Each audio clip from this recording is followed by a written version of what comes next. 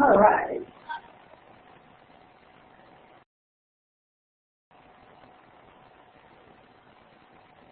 Hi, Susan. Are you here too?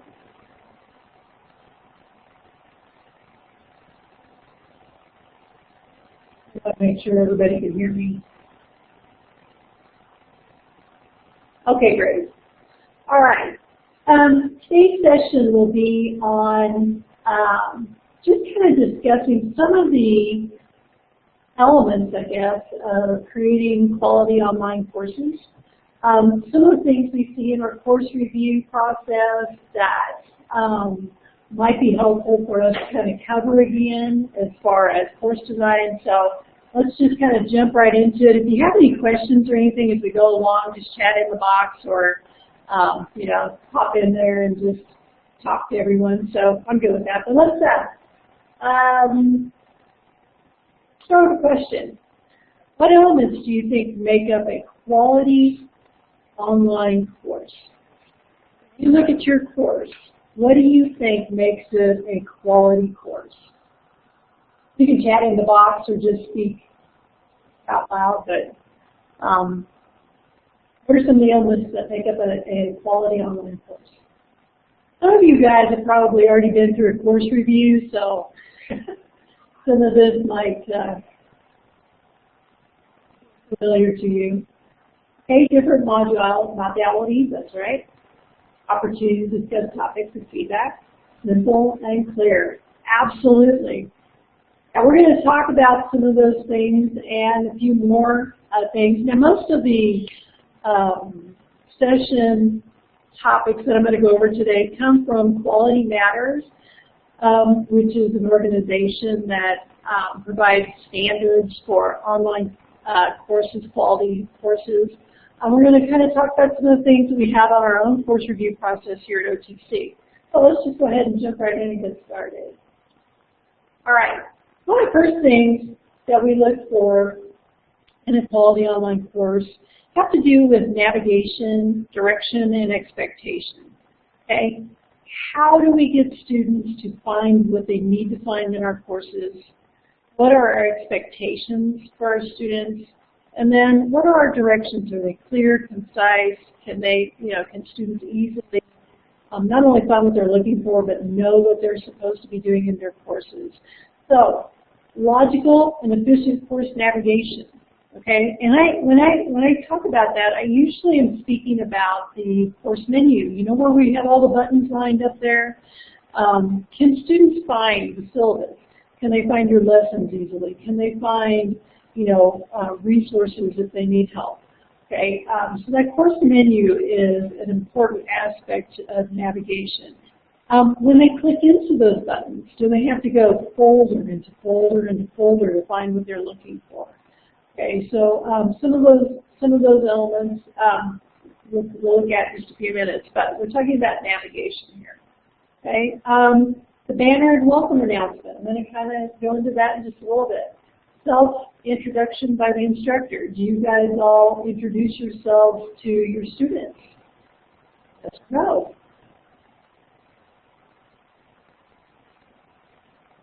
Do you introduce yourselves to your students?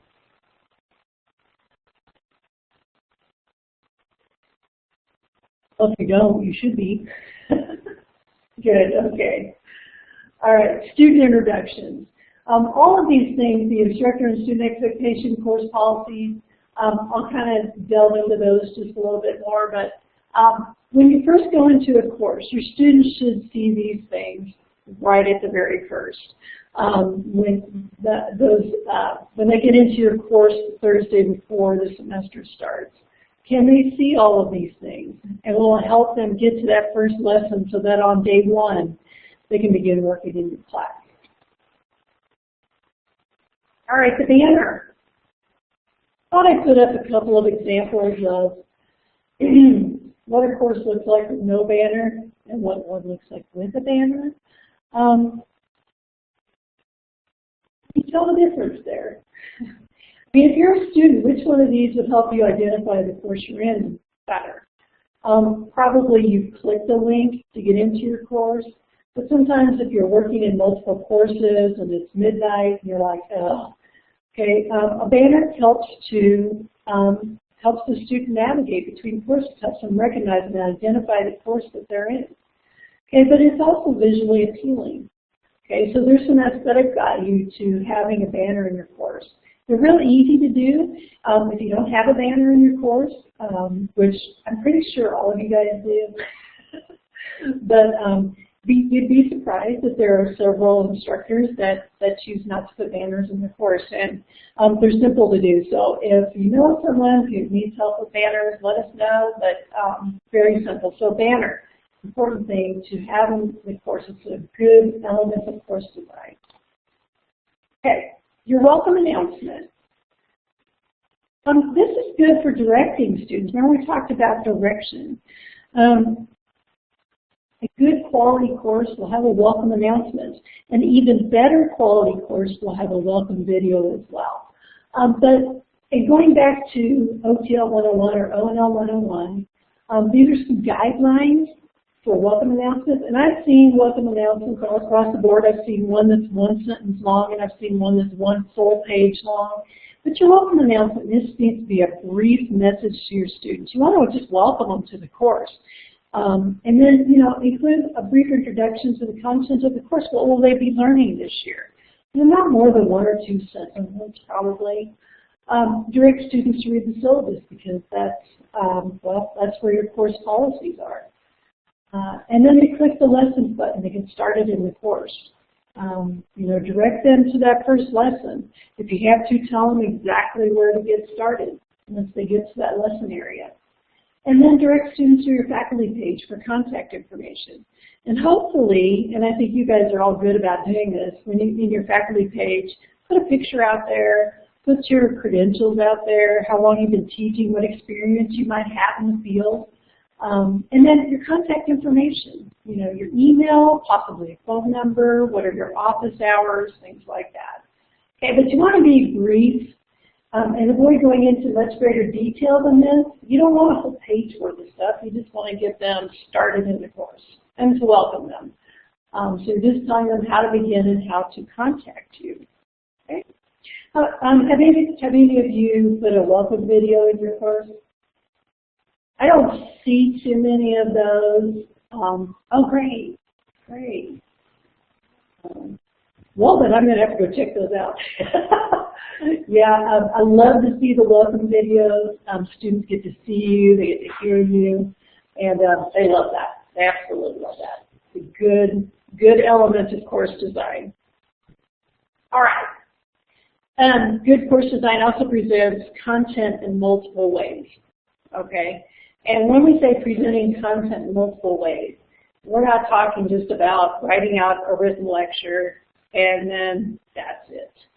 Okay, you're going to have a variety of student learners in your class. Some of them will love the reading. Some of them will love to listen to things. Some of them will like to see things. Okay, and then you're going to have your kinesthetic learners who are active learners. Okay, so good quality online courses will have pictures, graphs, charts, and videos and things like that in it. There's audio. I've had instructors put music in their lessons. The text, the color, the activities that you have in the course. Okay, those are just ways of presenting your content in multiple formats. Okay, and I think it's important, and I see that a lot of our instructors use publisher content like the publisher PowerPoints, but I always recommend that you put your voice into the classroom. When I say voice, it can be a written word, it could be a video where you're speaking or an MP3 file or something like that, but however you want to put your voice in there. Give your perspective on a topic. Some of you teach in content areas where there's a great wealth and depth of information that you can provide perspective on. Your own opinions, your own ideas. Don't rely on the publisher content to do that for you. So you want to put your voice in your classroom. And that's evidence of teaching as well. It shows your expertise in the classroom. So you want to present it in multiple ways. Any questions about that? Okay. But you know me, if you have a question or comment, you just jump right in there. We'll get to it. All right. I always hate this word chunk, but every course designer uses it. Another effective course design technique is to chunk your information. That's basically, in our online classes, it's just putting it into folders.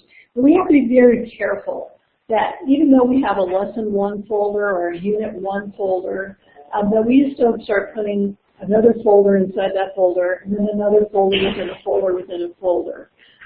We want to have those folders and we want to separate out the content, but we have to be careful how many layers of folders we get into, okay? But the information should be presented in shorter segments. So when we're chunking information, we're not putting a big long lecture thing. We're just chunking it into smaller areas, smaller content areas, okay?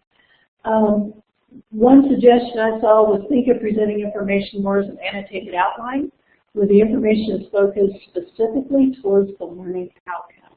Okay, so however you want to chunk your information, but put it out there in small enough chunks that the students can actually learn from it and not get, you know, if you're reading a lot of content, your mind starts to wander. Well, at least student minds start to wander anyway. So chunking that information makes it more manageable for your students. So, I think somebody with a shade mentioned simple and clear. All right.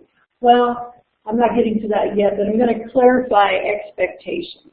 I'm going to get to simple and clear in a minute. But I moved my slides around, and that's where it was supposed to be. But clarifying expectations. Usually we do this where? In our syllabus, or syllabi. What are your expectations from students? What do you want them to do? Do you make that very clear to them? How often do they participate? What is your attendance policy? What is your guideline? What are your expectations or guidelines for submission of work, meaning due dates, things like that, okay? Those need to be made very, very clear and concise. Your students need to know exactly what you expect, okay? But on the other hand, what can students expect from you, the instructor, okay? I think sometimes we forget that. Our students, as teachers, our students expect certain things from us, and I think that needs to be spelled out as well, especially in the syllabus. Like your timeline for providing feedback. Is it 7 days from the due date? Is it 3 days from the due date? You know, what is that? When can students expect to get their feedback? What about response time for communications if they send you an email? What is the response time? Okay. Well, we have guidelines for that at OTC Online, so it should be that. And then participation in discussions or other activities. Okay. That's your participation. Okay. What should students expect from you as far as participating in discussions or other activities in the class? Do you get involved with your group work? Do you get involved in the discussions? They should know that. They should know right up front. These expectations should be made very clear at the start of class. So you don't want to go halfway through the semester and then go, oh, by the way, I'll give you feedback in 2 weeks. They need to know right up front what your expectations are. So that is another element of quality course design, is having those expectations out there for your students. So I'm going to ask, do your students know what to expect from you? I mean, that's kind of a rhetorical question, but something I think we as instructors need to think about. Do we have that in our syllabus if our students were to ask us? So I'm going to ask, does anybody want to share, do you put your expectations out there? Do your students know what to expect from you?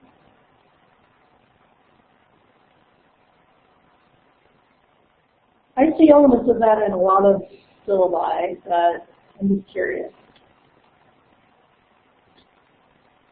Okay, good. Good shape.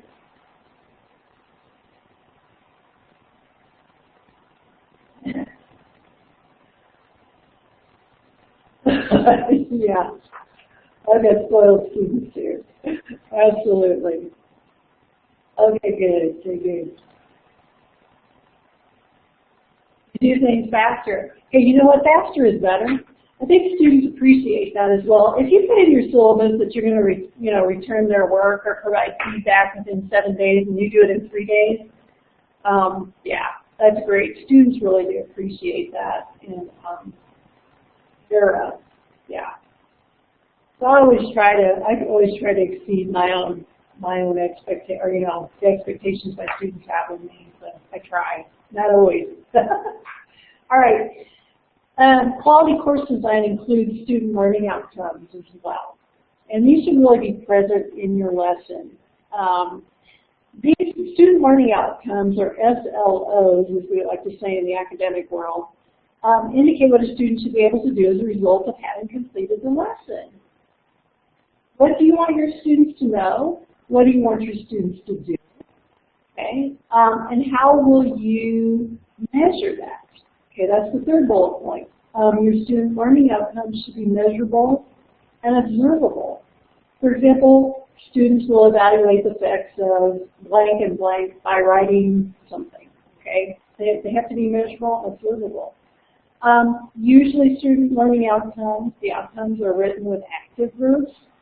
If you see Bloom's taxonomy, if you're familiar with that, they have action verbs that you can use in writing your outcomes, or what I like to call objectives. We'll talk about objectives a little bit. So, one is to really get them up to that critical thinking level, like the analyze, the synthesize, evaluate, create, things like that. If you're just having them do reading and recall, your students aren't learning at that higher level. So you want to try to, when you're writing your learning objectives and learning outcomes, you want to use those active or action verbs that are at the critical thinking level. If you need the Bloom's taxonomy action verbs, I've got a copy of that. I can provide a link of that. Oh, well, it's up there. But I'll include a link of that in the email back to you so you know. So you can access that pretty easy, because I use them all the time, and it's really good to use for your objectives. Okay, here we go. Here's the clarity and consistency. That slide, I knew it was in here somewhere. Course design should include instructions and other content that are clear, concise, and consistent. I'm going to talk a little bit about introducing the lesson, and it helps with consistency across your lessons. You want to communicate learning objectives in every lesson. Then your topics, your assignments and activities align to the objectives. You want to provide concise instructions. We'll talk about that a little bit more. And due dates are clearly defined. I think all of you probably have a checklist in your lesson. That's a good place to put your due dates. I also very highly recommend, very strongly recommend that you also put due dates in the actual assignment itself, simply because it helps students better manage their coursework, especially if they have like 3 or 4 courses. It helps them manage their time. They can keep track of dates and whatnot for different assignments. So having those due dates in the assignments themselves, as well as in a checklist, on a course schedule, are all good ways to keep those dates in front of the students, and help them better manage their time. All right, let's talk a little bit about introducing the lesson. We teach this in OTL 101, ONL 101. Our title kind of changed a little bit. It's ONL 101 now, but I pulled this from an instructor who is currently teaching for us, and she writes, "Welcome to lesson 3. This is the very first thing she has in every lesson." Okay, she welcomes the students to the lesson, and then she says, "In this lesson, we will discuss some of the ways that people organize themselves into societies, social groups, and bureaucracies." Okay, she's mentioned that. Well, she's given them the topics for the lesson. The students know at the very beginning of the lesson what they're going to be studying. Okay, so she's introducing the lesson. We will be building on concepts from previous lessons and integrating past theories into part of lesson 3. And here's where she's going to tell them what they'll be doing. You will participate in a discussion, read material from the textbook and online mini lectures, view video clips, take a short quiz and complete an assignment. So she's introduced the lesson by telling them what they'll be learning and what they'll be doing. And I think this is a pretty good example of introducing the lesson, which is a good way for students to know what they're doing. It gives them purpose for the lesson. Okay? All right. Now let's look at an example of lesson objectives. And this is taken right from the instructor's lesson. What she's done is, here at the bottom, she says, during this lesson you will work on the following course objectives. So here she's telling the students how the content that they're going to be learning this week, the topics that they're going to be learning, are aligning to the course objectives. Okay, and she puts those objectives out there so they can read it. Okay, now we might have those objectives in our syllabus or syllabi if we have several courses. But I think it's important that the students see it in the lesson as well. Then at the top here, she says, when you're finished with lesson 3, you will have completed the following lesson objectives. And then she tells them what they'll be doing in order to learn, to better learn those course objectives. Okay, so is this something that you guys do in your courses as well? Do you put those objectives out there for the students to see? Hopefully. Okay, good. Good.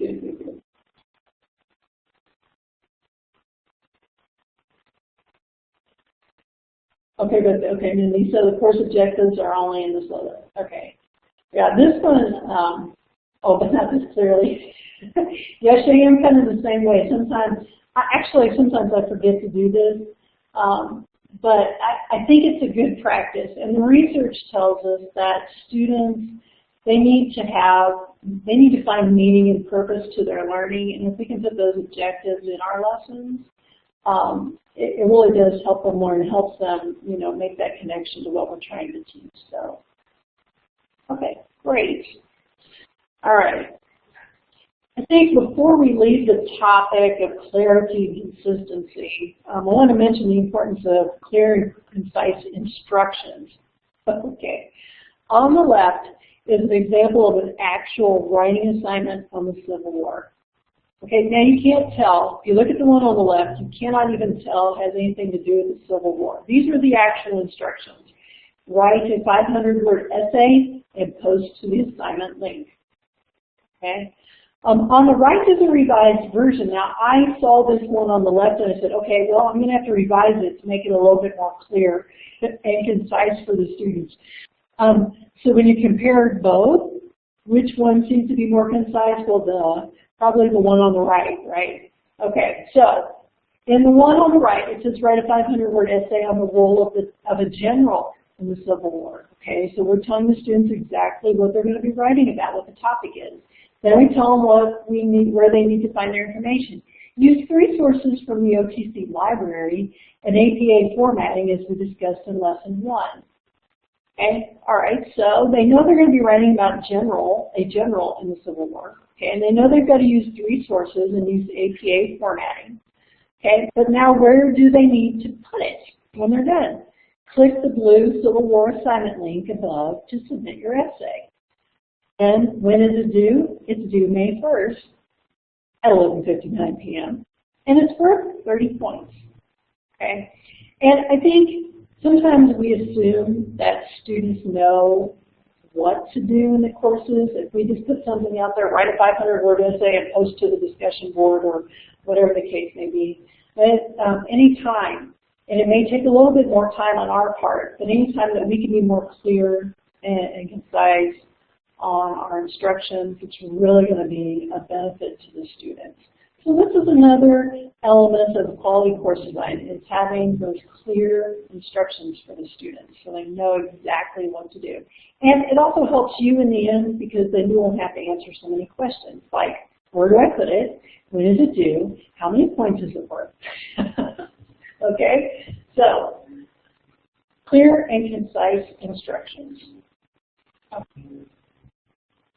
All right. Good online course design will provide students with both course and college resources. I think most of us probably have a resource button in our course menu. There's also should be a need help button, and it looks like that. I put a little picture up there for you. The need help button is really for the college resources, and I put a link there so you know where to find the link. Your resources button, though, should be for your course.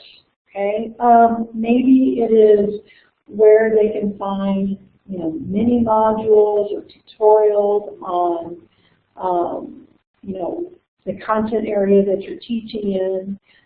It could be some videos you created. It could be just about anything links to something on the internet related to the content area or to a lesson. Okay, so having those resources available are really beneficial to your students and another element of good online course design. All right, I'm going to stop right there. Do you have any questions for me yet? And it's okay if you don't, because some of this stuff you probably already know.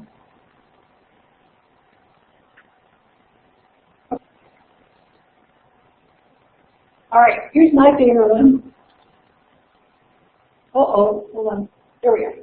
This is really more of a function of course delivery, but when you look at elements of course design, this is always mentioned, so I'm going to mention it here as well. Instructor presence is really essential in online courses. And why?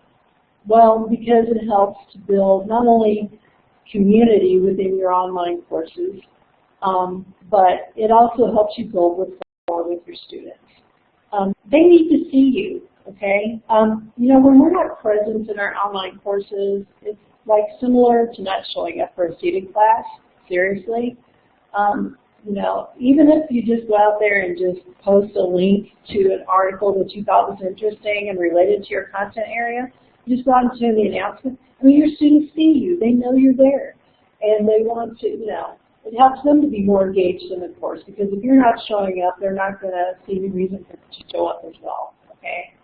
So, there's several ways that you can create an online presence in your courses, or an established presence in your courses, and of course, use a welcome video. We require a welcome announcement that's present in your course when students first log in, but again, I encourage a welcome video if you don't do that. It's a great way for you to share information about yourself, about about the course, where to find things, what you want your students to get out of the course maybe. It's a great way to be encouraging, to show students that you really care that they're there. Okay? You can use short videos or other introductions to each module or lesson. We had an instructor one time who did a short video. The video or that welcome that I showed you, the lesson welcome, that person did a video instead of writing it out. Send out a welcome email. I will do that occasionally, just send out an email to the entire class and just say, hello, welcome. Participate in online forums, chat rooms, if you do a chat room, collaborate or some other teleconference, video teleconference. And then put students' names in your responses. Students, it's more personable to them if you use their first name when you respond to them. I do that a lot in the discussions or in my feedback. When I give feedback on an assignment or something like that, it's just a good practice to get into your students' names. So, yeah, well, going in your online class and doing some things in there, letting students see you is like showing up to your student class. They know you're there and will be more engaged in the course. All right. So kind of on the same topic, research tells us that students need to interact and collaborate in online courses in order to be successful. And I think probably for some content areas, Mindy, I think correct me if I'm wrong, but math is a little more difficult to engage in discussion. But I think for a lot of our gen ed courses and things like that, psychology, sociology, I mean, all of those are just great. All the humanities are just great forums for discussion. And this is great. Yeah, Mindy uses Collaborate for review sessions for each exam. That's a great idea. But to get in there and do discussion with the students, it's good that they get in there and discuss, but it's also good for you to get in there too. And I think we kind of get in the habit of doing textual prompts for discussion, you know, the written word stuff. But sometimes I've seen, especially in art classes, they'll put a picture of some artwork out there and have students discuss, you know, what they're seeing and how it applies to what they're learning that week.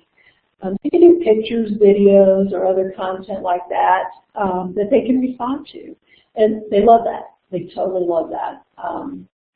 You can start the discussion with your own question or assign a student to start one. Having students start discussions is an awesome thing. In fact, you'll probably get a lot more interaction in your discussions if you have a student start it rather than having start it.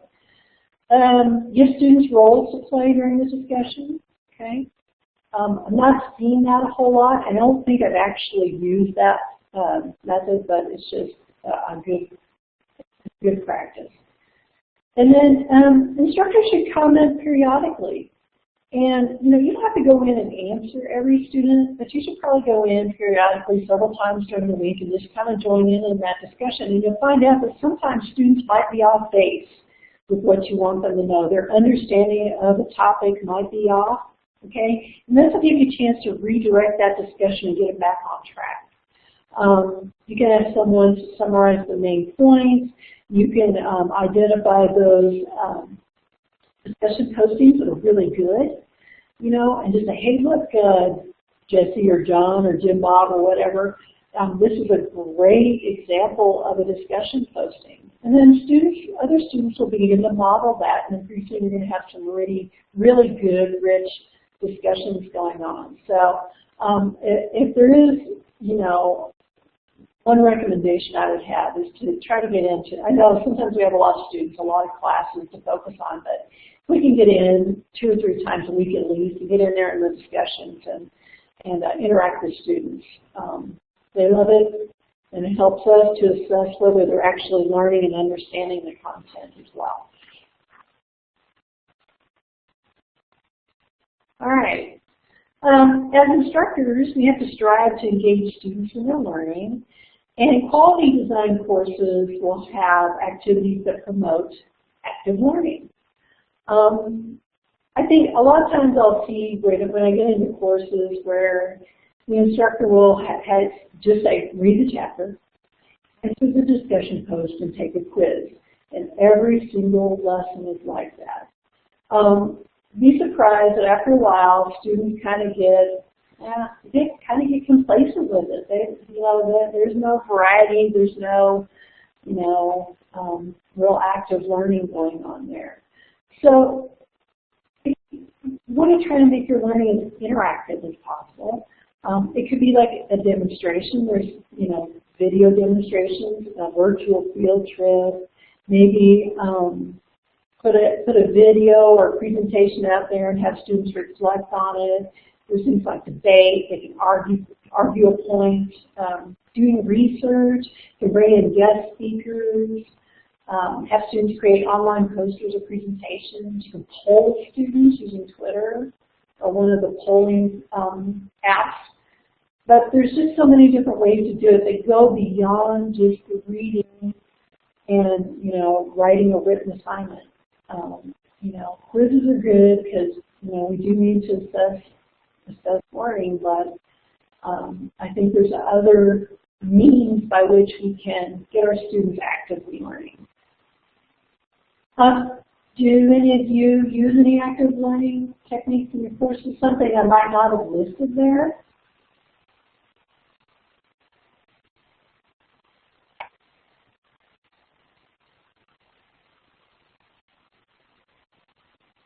Yeah, I love virtual tours. Oh yeah, good. have them do blogs and wikis or something like that too. You know, just something different for them to do. You know, you might throw in that 500-word essay written assignment and then have them do a virtual tour or post something on a wiki or something like that. Okay, yeah, and Mindy brings up Alex. Alex is a third-party software that the math department uses, which is good. It gets them out of there and actively doing probably math problems. So good. All right.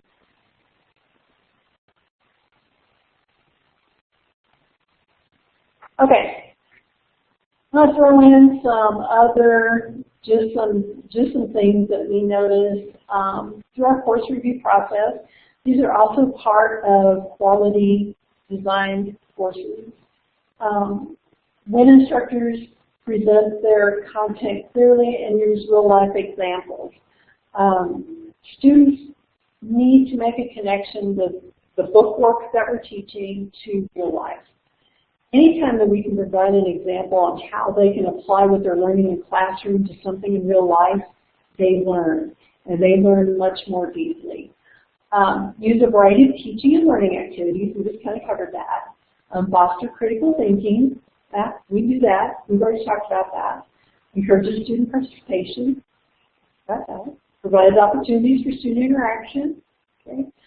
Uses formative and summative assessment. We'll talk about that in just a little bit. Respond substantively in discussion. Okay. When I say respond substantively, it's going beyond the good work and yeah, that was a good post. It's bringing in a little bit more to that, and this is where you can really show your expertise as the content matter experts in your class in the discussion. Quality courses will use Blackboard or web tools to support learning. So anytime that you can incorporate some of the Blackboard tools or some of the web tools, easy to use web tools to support the learning, that's a good practice. And then grading is current and feedback is provided. We'll talk about that in a little bit as well. So these are just some teaching strategies that are part of good course design. All right. Talk about assessment. Well-designed courses will assess learning and provide frequent feedback. Giving students frequent short assignments with letter grades lets them know how they're doing. That's a quantitative method of providing feedback. Something they can see. There's points that they get, a letter grade. Okay. What's not done as often is providing substantive and constructive written or verbal feedback on assignments. That's the qualitative part. Okay? And like I've already mentioned, using student names helps as well. But I think when we're giving students feedback, they can see that they're making an A or a B or C or maybe even an F. But if they're not getting feedback, they don't know why. Why am I getting an A? Okay. Why am I getting a C? Right? Students need to have that qualitative feedback from their instructors. And it could be that you don't, give feedback on all assignments, but if you touch base with the students, all of your students at least, once or twice during the semester, and give them some real qualitative feedback on their work. That is going to be really, really helpful to them. They'll learn more, and really know how they are progressing in your course. The other thing is, and we stress this a lot, is using rubrics or scoring guides. The students will know how they'll be assessed. And then they can refer to that when they receive their grades. Okay, that gives them the why did I receive this grade part of it. Okay. Do you guys use rubrics by chance, maybe for discussions?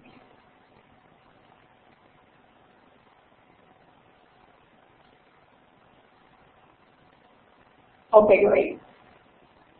Yeah, I always recommend doing it. For me, rubrics, the bad part of rubrics is setting them up. The good part of rubrics is it makes my grading a little bit easier, okay? And then I can substantiate why I gave students a D or why I gave them an A, okay? And it's great for giving feedback. The feedback is built in. It's done, and you don't have to worry about writing that extra feedback. Okay. Now I mentioned that I was going to talk about the two types of assessment in our online courses, and I want to just cover that real briefly. Quality courses will have both formative and summative assessment items. Formative is what it is. Okay, we're forming their learning. Okay, this supports learning for students. It's really practice. Okay, so the homework you give, math problems or a written assignment or a worksheet or something like that, that's practice. Okay, and that's where you need to be giving feedback and telling students, yeah, you're learning this concept well, or no, you're way off base. Okay, so it helps you check for understanding and address any misconceptions. It's what we call scaffolding learning. Okay, so formative assessment, they're things like summaries or reflections, lists, collaborative activities, written assignments, discussion, presentations, things like that. Okay. It's all those activities and assignments that you do in class that you're determining whether the students really have a true understanding of what you're trying to teach them. And here's where feedback becomes important. If we're not giving feedback to them while we're still in the lesson on these formative assessments, then they have no idea whether they have an understanding of the content or not. Okay, so if we've got assignments in the lessons, it's helpful to try to grade those as quickly as possible so that they know while we're still in that lesson whether or not they understand it. Sometimes that can always be done, but as much as possible, if we can provide feedback, even if it's feedback to the whole class, or just an email feedback to a single individual student saying, hey, look, you're way off base. Here's what I recommend. Review chapter 5. And, you know, on this topic, it'll help you understand it.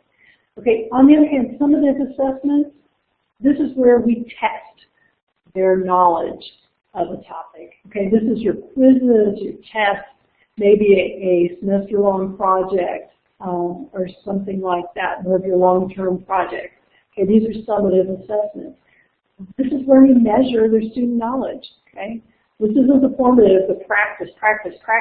This is where we find out if what our activities and assignments, things that we're doing in the lesson are actually working. Okay, do they know? Do they have that knowledge? Do they have those skills? Do they understand what they're supposed to learn, the objectives that they're supposed to learn? Okay, so there's two different types of assessment that we have in our lessons. And, hopefully we're using both. Yes, I've seen a lot of courses, and I've seen where they've just had a reading assignment and a quiz. And there's no chance for practice. And it's just not good for the students. They need a little bit more to help them develop an understanding. Okay, well, we're getting close to the end. I'm going to give some final thoughts over all of this. Design your lessons with your students in mind. Okay, not what the textbook says, but think about the students. What will engage them and get them excited about learning? Okay, what are some activities beyond a written assignment or quiz that will engage them and get them excited? Okay, maybe they're not going to get excited, but we can excite them as much as possible. Always design your lessons based on the learning objectives of the course. Okay, you may not state those explicitly in the course. Some people don't, some people do. But students know why they're learning something. They need to have purpose, and it needs to be relevant, and your assignments need to be relevant and measurable. Okay. Put your voice in the classroom. And I don't mean just, you don't have to do an MP3 and you don't have to do a video if you're not comfortable with that. But your voice should be even in the written part of your content area. So if you are, just a mini lecture, don't rely on that publisher PowerPoint to provide your lesson content. Get out there and put your voice out there. You guys are great and wonderful teachers. You need to give them your perspective, your examples, your life experience if that's appropriate to what they're learning in the classroom. That's your voice, the teacher. Okay, and then be present as you went through a seated class. Go in there, make it, give them a link to something. Let them see you. Get out there in the discussion. You know, just be present in class. Providing feedback, sending an email, things like that. And then lastly, instill an enthusiasm for your content. You know, some instructors get out there and they just start that online course and then they just sit back and just wait for the assignments to get graded through the auto grader. You know, there's nothing out there that shows their voice. There's nothing out there, their announcements don't show an enthusiasm for their content area. You know, you want your enthusiasm passes over to your students. And so if you're excited about what you're teaching, your students will be excited about it. They'll be more likely to stay in the course. They're going to be more likely to do a better job, you know, on the assignment. So be enthusiastic about what you're teaching. And so those are my final thoughts. And see, that's like yeah. So I really appreciate you being here. Do you have any questions or comments about any of that? All of these things that I talked about today are all research-based, so I'm not like making these up out of my head. All based on research for effective design practices. And, you know, I just wanted to just hit on some of those top ones that we see a lot of issues with in our online courses. And I thought, you know, put those out there. So any questions or comments? No? Okay. Well, I appreciate you being here with me this afternoon. And I will just hang out here for a little while if you have anything. I will send you a couple of things in an email after this is all over so that you know, you can have some of those ideas for best practices and all that. So thank you so much. I'm so glad you're here, and I will see you next time.